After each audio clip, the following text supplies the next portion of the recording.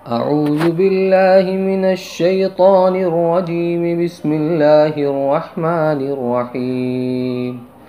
والذاريات ذروا فالحاملات وقرا فالجاريات يسرا فالمقسمات أمرا إنما توعدون لصادق وإن الدين لواقع والسماء ذات الحبك إنكم لفي قول مختلف يؤفك عنه من أفك قتل الخراصون الذين هم في غمرة ساهون يسألون أيان يوم الدين يوم هم على النار يفتنون ذوقوا فتنتكم هذا الذي كنتم به تستعجلون إن المتقين في جنات وعيون آخذين ما آتاهم ربهم إنهم كانوا قبل ذلك محسنين كانوا قليلا من الليل ما يهجعون وبالأسحار هم يستغفرون وفي أموالهم حق للسائل والمحروم وفي الأرض آيات للموقنين وفي أنفسكم أفلا تبصرون وفي السماء رزقكم وما توعدون فورب السماء والأرض إنه لحق مثل ما أنكم تنطقون صدق الله العلي العظيم. محترم سامعین، یہ سورہ ذاریات ہے. سابقہ صورت کی طرح اس صورت میں بھی زیادہ تر مضامین آخرت، قیامت اور اس میں مردوں کے زندہ ہونے، حساب و کتاب اور عذاب و ثواب کے متعلق ہیں. پہلی چند آیات میں اللہ تعالیٰ نے چند چیزوں کی قسم کھا کر فرمایا ہے کہ قیامت کے متعلق جن چیزوں کا وعدہ کیا گیا ہے وہ سچا ہے. چنانچہ جن چیزوں کی قسم کھائی ہیں وہ 4 ہیں. فرمایا قسم ہے ان ہواؤں کی جو غبار وغیرہ کو اڑاتی ہیں، پھر ان بادلوں کی جو بوجھ یعنی بارش کو اٹھاتی ہیں، پھر ان کشتیوں کی جو نرمی سے چلتی ہیں، پھر ان فرشتوں کی جو حکم خداوندی کے موافق چیزیں تقسیم کرتے ہیں. مثلا جہاں جس قدر بارش کا حکم ہوتا ہے جو کہ مادہ ہے رزق کا، وہاں بادلوں کے ذریعے سے اسی قدر پہنچاتے ہیں. اسی طرح حسب حدیث رحم مادر میں بچے کی صورت میں مذکر و مؤنث پوچھ کر بناتے ہیں اور سکینہ اور رعب بھی تقسیم کرتے ہیں. بعض مفسرین نے فرمایا کہ فالجاریات یسرا سے ستارے مراد ہیں جو اپنے دائرے میں آسانی کے ساتھ چلتے ہیں تاکہ ادنا سے اعلیٰ اور اعلیٰ سے اعلیٰ ترین کی طرف ترقی ہو، کیونکہ ہواؤں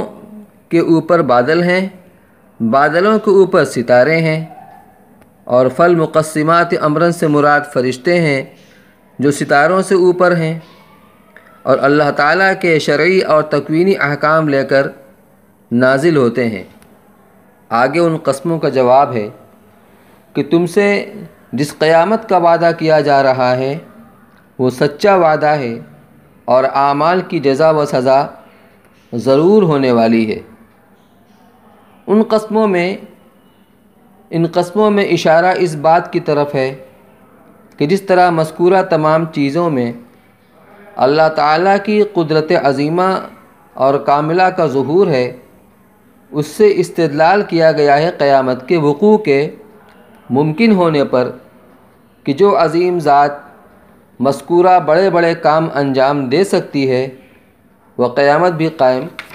کر سکتی ہے اور مرنے کے بعد مردوں کو دوبارہ زندہ کر سکتی ہے۔ وَالسَّمَاءِ ذَاتِ الْحُبُكِ، حبک حبیقتن کی جمع ہے، کپڑے کی بناوٹ میں جو دھاریاں ہو جاتی ہیں ان کو حبک کہا جاتا ہے، اور چونکہ وہ راستہ اور سڑک کے مشابہ ہوتی ہیں اس لیے راستوں کو بھی حبک کہہ دیا جاتا ہے۔ بہت سے حضرات نے یہاں یہی معنی مراد لیا ہے کہ قسم آسمان کی جو راستوں والا ہے۔ راستوں سے وہ راستے بھی مراد ہو سکتے ہیں جن سے فرشتے آتے اور جاتے ہیں، اور ستاروں اور سیاروں کے راستے اور ان کے مدار بھی مراد ہو سکتے ہیں جو دیکھنے والوں کو آسمان میں نظر آتے ہیں۔ اور چونکہ یہ بناوٹ کی دھاریاں کپڑے کی زینت اور حسن بھی ہوتی ہیں اس لیے بعض حضرات مفسرین نے یہاں حبک کے معنی زینت اور حسن کے لیے ہیں کہ قسم ہے آسمان کی جو حسن و زینت والا ہے۔ یہ قسم جس مضمون کے لیے آئی ہے وہ ان لکم لفی قول مختلف میں مذکور ہے۔ بظاہر اس کے مخاطب مشرکین مکہ ہیں جو رسول اللہ صلی اللہ علیہ وسلم کے متعلق مختلف اور متضاد باتیں کہا کرتے تھے، کبھی مجنوں، کبھی جادوگر، کبھی شاعر کہتے تھے، اور احتمال یہ بھی ہے کہ اس کے مخاطب عام امت کے لوگ مسلم و کافر سبھی ہوں، اور قول مختلف سے مراد یہ ہو کہ بعض تو رسول اللہ صلی اللہ علیہ وسلم پر ایمان لاتے اور تصدیق کرتے ہیں اور بعض انکار و مخالفت کرتے ہیں۔ آگے فرمایا کہ قرآن اور رسول سے وہی بد نصیب منحرف ہوتا ہے جس کے لیے محرومی مقدر ہو چکی ہو۔ قتل الخراسون، خراس کے لغوی معنی اندازہ لگانے والے، ظن اور تخمینہ سے بات کرنے والے کے ہیں۔ مراد اس سے مختلف قول والے کفار و منکرین ہیں جو بغیر کسی دلیل اور وجہ کے رسول اللہ صلی اللہ علیہ وسلم کے بارے میں متضاد باتیں کہتے ہیں۔ اس لیے یہاں خراسون کا ترجمہ کذابون سے بھی کر دیا جائے تو بعید نہیں۔ ان کے لیے اس جملے میں بد دعا ہے جو در حقیقت لعنت کے معنی میں ہے۔ بعد کی آیات میں مومنین کا ذکر ہے، کیونکہ قرآن کا دستور یہ ہے کہ جب نافرمانوں کا ذکر ہوتا ہے تو فرمانبرداروں کا بھی ذکر کر دیا جاتا ہے۔ چنانچہ فرمایا ان المتقین فی جنات و عیون، یہاں سے چند آیات میں متقیوں کا آخری ٹھکانہ اور اس میں حاصل ہونے والی نعمتوں کا ذکر ہے۔ پھر ان متقیوں کی چند صفات ذکر کی گئی ہیں۔ چنانچہ فرمایا گیا کانوا قلیلا من اللیل ما یہجعون، کہ پہلی صفت یہ بیان کی گئی کہ وہ رات کے اوقات کو اللہ کی عبادت میں گزارتے ہیں، یعنی سوتے کم ہیں جاگتے زیادہ ہیں، اور اپنے اوقات نماز و عبادت میں گزارتے ہیں۔ اس تفسیر کو ابن جریر اور حضرت حسن بصری رحمۃ اللہ علیہ نے اختیار کیا ہے، اور حضرت ابن عباس، قتادہ، مجاہد رضی اللہ عنہم ائمہ تفسیر نے اس جملے کا مطلب یہ بتایا ہے کہ رات کو تھوڑا سا حصہ ان پر ایسا بھی آتا ہے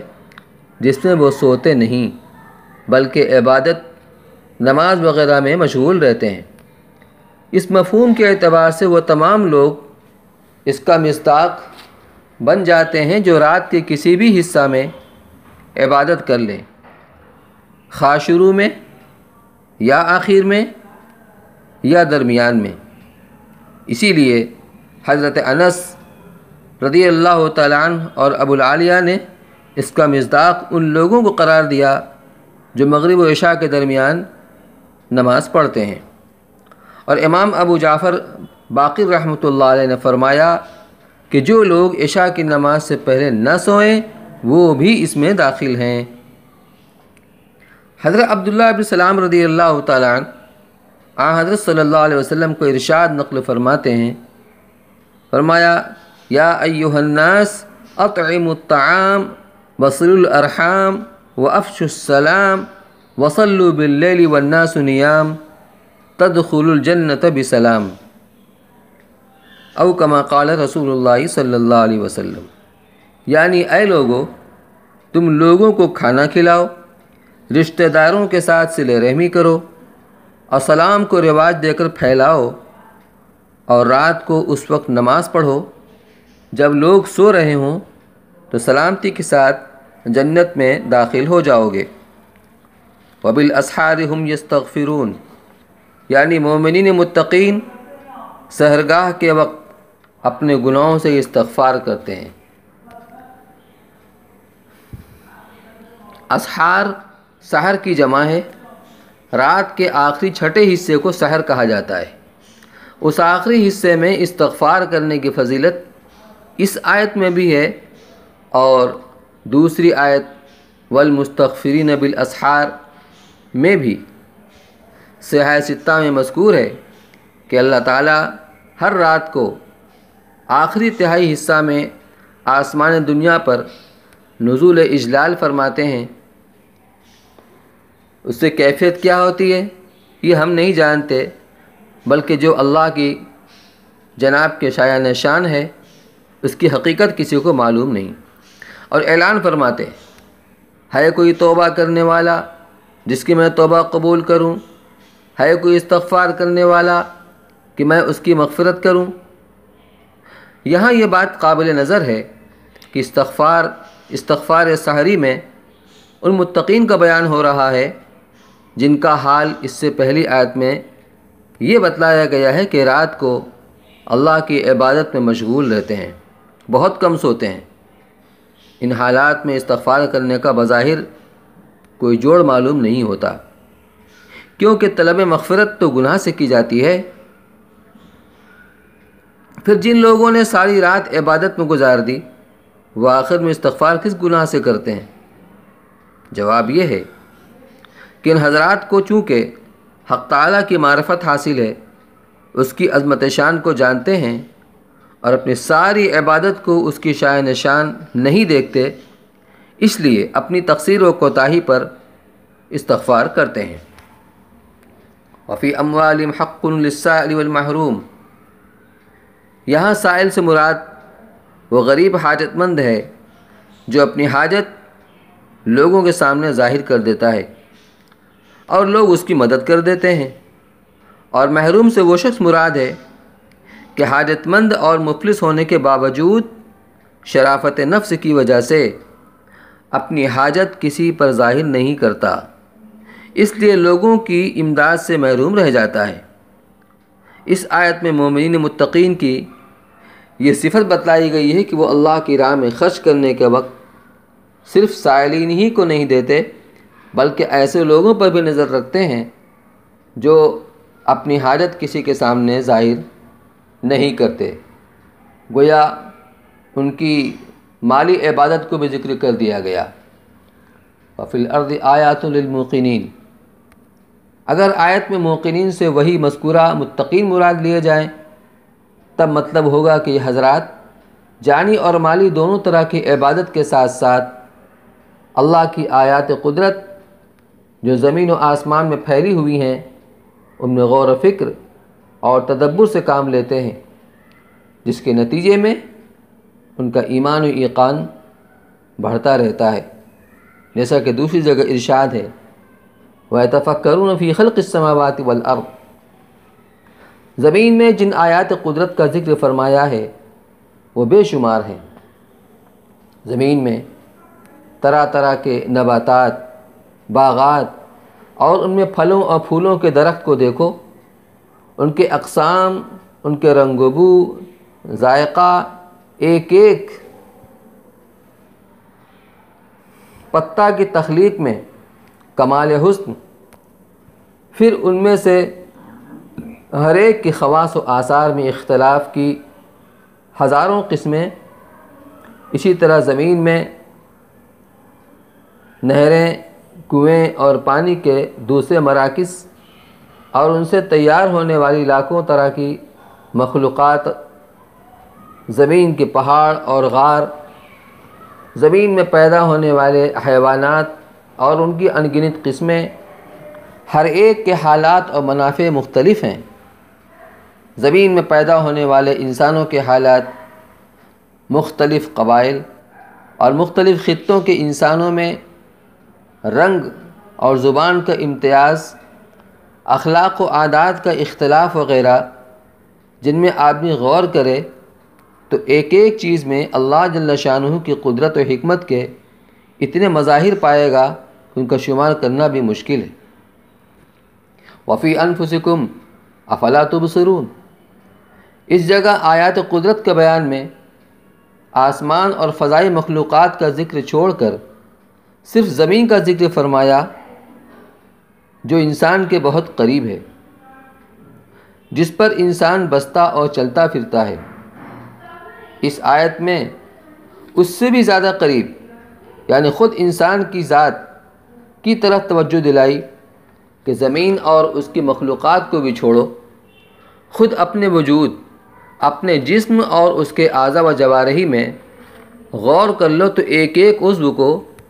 حکمت خداوندی کا ایک دفتر پاؤ گے اور سمجھ لو گے کہ سارے عالم میں حق تعالیٰ کی جو قدرت کی نشانیاں ہیں، انسان کے چھوٹے سے وجود میں وہ سب گویا کی سمٹ آئی ہیں۔ اسی لیے انسان کے وجود کو عالم اصغر کہا جاتا ہے کہ سارے عالم دنیا کی مثالیں انسان کے وجود میں موجود ہیں۔ اگر انسان اپنی پیدائش سے لے کر موت تک پیش آنے والے حالات میں ہی غور و فکر کرنے لگے تو اس کو حق تعالیٰ گویا اپنے سامنے نظر آنے لگے کہ کس طرح ایک انسانی نطفہ دنیا کے مختلف خطوں کی غذاؤں اور دنیا میں بکھرے ہوئے اجزائے لطیفہ کا خلاصہ بن کر رحم میں قرار پایا، پھر کس طرح نطفہ سے ایک منجمد خون علقہ بنا، پھر علقہ سے مضغہ یعنی گوشت کی بوٹی بنا، پھر کس طرح اس میں ہڈیاں بنائی گئیں، پھر ان پر گوشت چڑھایا گیا، پھر کس طرح اس بے جان پتلے میں جان ڈالی گئی اور اس کے تخلیق کو مکمل کر کے اس دنیا میں لایا گیا، پھر کس طرح بتدریج ترقی کر کے ایک بے شعور بچے سے ایک دانشمند فعال انسان بنایا گیا، اور کس طرح ان کی شکلیں صورتیں مختلف بنائی گئیں کہ اربعہ ارب انسانوں کے درمیان ایک کا چہرہ دوسرے سے بالکل ممتاز نظر آتا ہے۔ اس چند انچ کے رقبہ میں ایسے امتیازات رکھنا کس کے بس کی بات ہے؟ پھر ان کی طبیعتوں اور مزاجوں میں اختلاف، اور اس اختلاف کے باوجود ایک وحدت، سب اس قدرت کاملہ کی کرشمہ سازی ہے جو بے مثل و بے مثال ہے۔ یہ وہ چیزیں ہیں جن کا ہر انسان کہیں باہر اور دور نہیں، خود اپنے ہی وجود میں دن رات مشاہدہ کرتا ہے۔ اس کے باوجود بھی اگر وہ اللہ جل شانہ اور اس کی قدرت کاملہ کا اعتراف نہ کرے تو کوئی اندھا ہی ہو سکتا ہے جس کو کچھ نہ سوجھے۔ اسی لیے آخر نے فرمایا افلا تبصرون، کیا تم دیکھتے نہیں؟ یعنی اس میں عقل کو بھی استعمال کرنے کی ضرورت نہیں ہے، یہ ایسی بدیہی چیز ہے۔ وفی السماء رزقکم وما توعدون، یعنی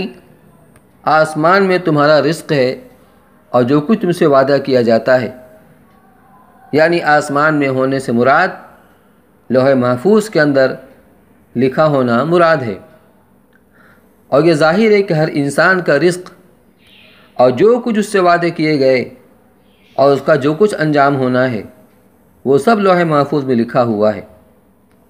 حضرت ابو سعید خدری رضی اللہ تعالی عنہ حضور صلی اللہ علیہ وسلم کے ارشاد نقل کرتے ہیں کہ اگر تم میں سے کوئی شخص اپنے مقررہ رزق سے بچنے اور بھاگنے کی بھی کوشش کرے تو رزق اس کے پیچھے پیچھے بھاگے گا، جیسے موت سے انسان بھاگ نہیں سکتا ایسے ہی رزق سے بھی فرار ممکن نہیں۔ اور بعض مفسرین نے فرمایا کہ رزق سے مراد بارش ہے، اس صورت میں آسمان سے مراد آسمان کی بلندیوں میں اور ظاہر ہے بادل بھی آسمان کی طرف بلندیوں میں رہتے ہیں، تو مجازاً بادل کے اوپر سما یعنی آسمان کا اطلاق کر دیا جاتا ہے۔ تو بارش جو بادلوں سے برستی ہے اس کو بھی فی السما کہا جا سکتا ہے، اور ما توعدون سے مراد جنت اور اس کی نعمتیں ہیں۔ واللہ اعلم۔ انہ لحق مثل ما انکم تنطقون، جس طرح تمہیں اپنے کلام کرنے میں کوئی شبہ نہیں ہوتا، اسی طرح قیامت کا آنا بھی برحق اور واضح ہے، اس میں کسی شک و شبہ کی گنجائش نہیں۔ انسان کے محسوسات جن کا تعلق دیکھنے، سننے، چکھنے اور چھونے سے ہوتا ہے، ان سب میں خاص طور پر بولنے کا انتخاب کیا، شاید اس لیے کہ مذکورہ سب محسوسات میں کبھی کبھی کسی مرض وغیرہ کی وجہ سے التباس ہو جاتا ہے۔ چنانچہ دیکھنے سننے میں فرق ہو جانا معروف اور مشاہد ہے۔ بیماری میں ذائقہ خراب ہو ہی جاتا ہے اور میٹھی چیز کڑوا لگنے لگتی ہے، مگر نطق گویائی ایسی چیز ہے کہ اس میں کسی دھوکہ اور تلبیس کا شائبہ نہیں ہو سکتا۔ خلاصہ یہ ہے کہ اللہ تعالیٰ کی قدرت پر نگاہ ڈالو، غور و فکر کرو تو یہ بات سمجھ میں آ جائے گی کہ جو ذات ایسی قدرت کاملہ، حکمت بالغہ کی مالک ہے، قیامت کا قائم کرنا، انسان کے مرنے کے بعد اس کو دوبارہ زندہ کرنا اس کے لیے کچھ مشکل نہیں ہے۔ اب آپ ان آیات کا ترجمہ سماعت فرمائیں۔ وَالذَّارِيَاتِ ذَرْوًا فَالْحَامِلَاتِ وِقْرًا فَالْجَارِيَاتِ يُسْرًا فَالْمُقَسِّمَاتِ أَمْرًا إِنَّمَا تُوعَدُونَ لَصَادِقٌ وَإِنَّ الدِّينَ لَوَاقِعٌ۔ قسم ہے ان ہواؤں کی جو غبار وغیرہ کو اڑاتی ہیں، پھر ان بادلوں کی جو بوجھ یعنی بارش کو اٹھاتی ہیں، پھر ان کشتیوں کی جو نرمی سے چلتی ہیں، پھر ان فرشتوں کی جو چیزیں تقسیم کرتے ہیں۔ تم سے جس قیامت کا وعدہ کیا جاتا ہے وہ بالکل سچ ہے، اور اعمال کی جزا و سزا ضرور ہونے والی ہے۔ والسماء ذات الحبک انکم لفی قول مختلف یؤفک عنہ من افک۔ قسم ہے آسمان کی جس میں راستے ہیں کہ تم لوگ مختلف گفتگو میں ہو، اس سے وہی پھرتا ہے جس کو پھرنا ہوتا ہے۔ قتل الخراصون الذین هم فی غمرۃ ساہون۔ غارت ہو جائیں بے سنت باتیں کرنے والے جو کہ جہالت میں بھولے ہوئے ہیں۔ یسألون ایان یوم الدین یوم هم علی النار یفتنون ذوقوا فتنتکم ھذا الذی کنتم بہ تستعجلون۔ پوچھتے ہیں کہ روز جزا کب ہوگا، جس دن وہ لوگ آگ پر تپائے جائیں گے اور کہا جائے گا کہ اپنی اس سزا کا مزہ چکھو، یہی ہے جس کی تم جلدی مچایا کرتے تھے۔ ان المتقین فی جنات وعیون آخذین ما آتاہم ربہم انہم کانوا قبل ذلک محسنین۔ بے شک متقی لوگ بہشتوں اور چشموں میں ہوں گے، ان کے رب نے ان کو جو عطا کیا ہوگا وہ اس کو خوشی خوشی لے رہے ہوں گے۔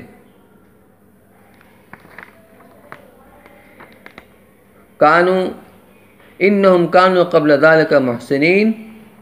کانوا قلیلا من اللیل ما یہجعون وبالاسحار هم یستغفرون وفی اموالہم حق للسائل والمحروم۔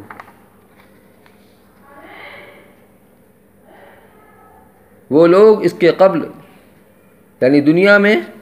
نیکوکار تھے، وہ لوگ رات کو بہت کم سوتے تھے اور اخیر شب میں استغفار کیا کرتے تھے، اور ان کے مال میں سوالی اور غیر سوالی سب کا حق تھا۔ وفی الارض آیات للموقنین وفی انفسکم افلا تبصرون، اور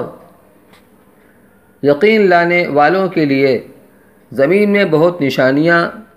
ہیں اور خود تمہاری ذات میں بھی، تو کیا تم کو دکھلائی نہیں دیتا؟ وفی السماء رزقکم وما توعدون فورب السماء والارض انه لحق مثل ما انکم تنطقون،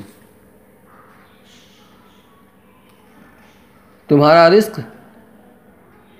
اور جو تم سے وعدہ کیا جاتا ہے سب آسمان میں